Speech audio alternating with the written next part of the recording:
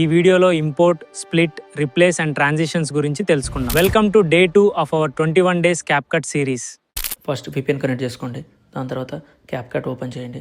CapCut open చేయగానే ఇక్కడ నీ వీడియో ఆర్ ఇంపోర్ట్ అనే ఆప్షన్ ఉంటుంది. దాని మీద క్లిక్ చేయండి. క్లిక్ చేయగానే వీడియోస్ మొత్తం ఒక సైడ్ అండ్ ఫొటోస్ మొత్తం ఇంకో సైడ్ చూపిస్తుంది. అక్కడి నుంచి సెలెక్ట్ చేసుకోండి.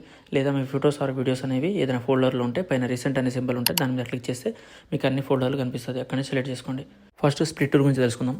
స్ప్లిట్ అంటే ఒక ఫోటో ఆర్ వీడియోను 2 partsగా చేస్తుంది. ఇక్కడ కనిపిస్తున్న వైట్ లైన్ని మనకు అవసరమైన పార్ట్ దగ్గర తీసుకెళ్లి ఫోటోని సెలెక్ట్ చేస్తే కింద స్ప్లిట్ అనే ఆప్షన్ కనిపిస్తుంది. దాని మీద ట్యాప్ చేస్తే 2 parts అయితే అక్కడి నుంచి అవసరమైన పార్ట్ని డిలీట్ చేసుకోవచ్చు. Next replace. ఒక ఫోటో ఆర్ వీడియోని ఇంకొక ఫోటో ఆర్ వీడియోతో రిప్లేస్ చేయొచ్చు. ఫస్ట్ ఫోటో సెలెక్ట్ చేసుకోండి. దాని తర్వాత కింద కనిపిస్తున్న ఆప్షన్ ఇట్లా లెఫ్ట్ సైడ్కి మూవ్ చేస్తే రిప్లేస్ అనే ఆప్షన్ కనిపిస్తుంది. దాని మీద ట్యాప్ చేసి మనకు కావాల్సిన ఫోటో ఆర్ వీడియోని అక్కడి నుంచి ఇంపోర్ట్ చేసుకోవచ్చు.